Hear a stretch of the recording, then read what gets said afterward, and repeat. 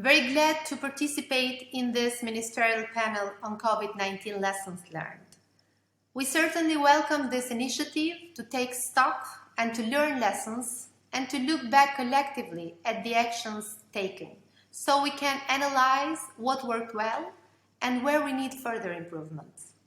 These lessons will be instrumental to eventually overcome the pandemic and to be able to better manage future crises and emergencies through building resilient and more equitable systems based on robust evidence. Regarding our experience with quickly establishing an agile and flexible command-control coordination structure in Albania, let me emphasize that preparedness and prior experience in managing crises has helped. The immediate experience from the devastating earthquake that hit Albania in November 2019 and accumulated lessons from previous emergencies were critical to build our institutional readiness. In the Ministry of Health and Social Protection, we have been holding daily emergency meetings at a time when the virus was still some world news from a faraway land. Since mid-January 2020, we started preparations, even though totally unaware of what was to come. All we knew was that we needed to get ready. Then, come February, the faraway news became a terrible reality in our neighboring country, Italy. The news, the footage coming from our neighbors, made our people realize that this was no joke, that we were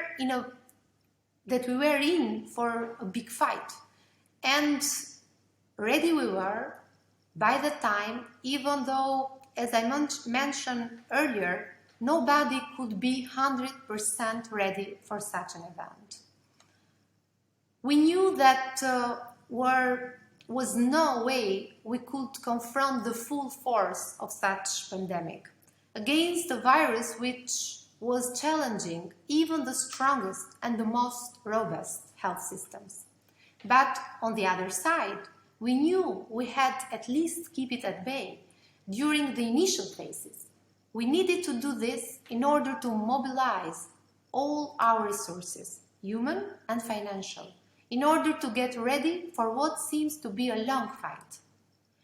And in retrospective, I believe that our rapid response is what made the difference, at least during the first months.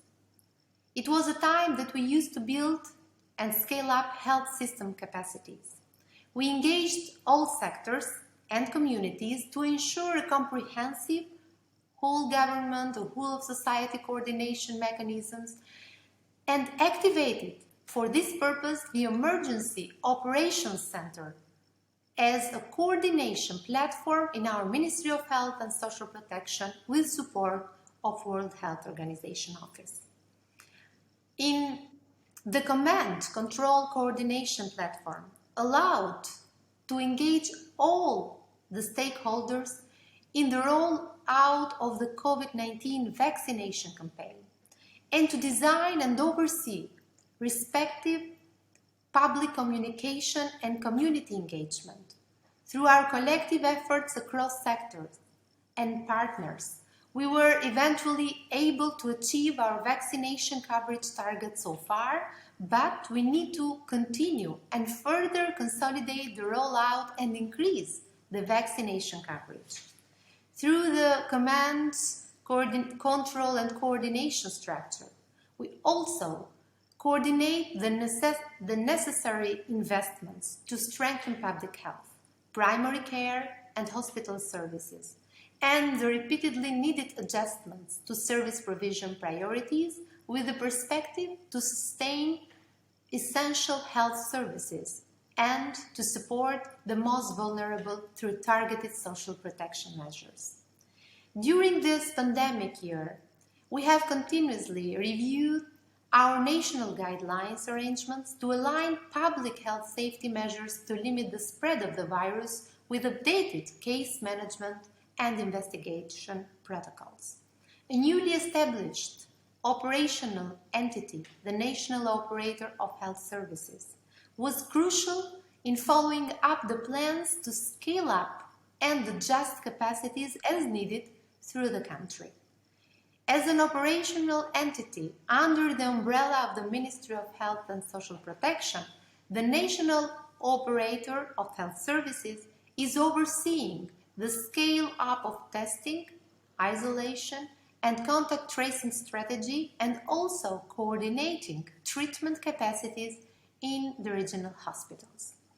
This structure has contributed managing the health workforce expansion through mobilizing extra teams in different levels of care for testing, contact tracing, and strengthening medical teams in dedicated COVID-19 hospitals and in COVID-19 wards in regional hospitals. The strengthening of human resources for health was complemented by the government decision to substantially increase the salaries of the health workforce by 40%, to value their continued commitment, and since the beginning of the pandemic, we incentivized them with an extra monthly financial bonus.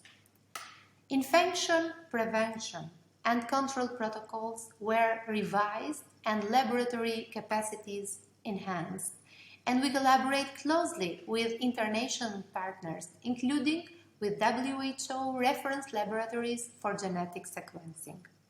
A health information system allowed for real-time availability of critical information on predefined indicators with daily updated of key epidemiological figures, complemented by real-time testing and contact tracing, occupancy rate monitoring in our health facilities. Based on these daily available comprehensive updates, we were quickly able to address evolving gaps early to augment our capacities for case management, investigation, and contact tracing. Regular updates from WHO on new international case management and treatment protocols facilitated adaptations of our treatments and referral guidelines to reflect international evidence and best practices. Albania is also part with WHO in the Solidarity and Solidarity Plus trials. Our main priority is now to further expand immunization coverage, to be able to protect our people. Collective efforts continue to focus on targeted communication to address challenges with vaccine hesitancy based on misinformation and rumors, and to ensure easy access to vaccination sites. We have extended Open Vaccination Month initiative, which started in August, to continue in September. We have also established mobile vaccination teams to reach vulnerable and remote communities. Let me, though, highlight that solidarity and close international collaboration will be crucial to jointly overcome the challenges of this pandemic. For the government of Albania, universal health coverage will remain a top priority, with the perspective to ensure access to quality services for everyone and to leave no one behind. At the regional and global level, we need to make sure that we find better ways for networking and supporting those with limited resources, and to address in a holistic approach the inequities regarding the vaccine success through COVAX facility, as we all won't be safe until everyone is safe. Thank you. Thank you, Nick. It's done. You freeze. Okay, so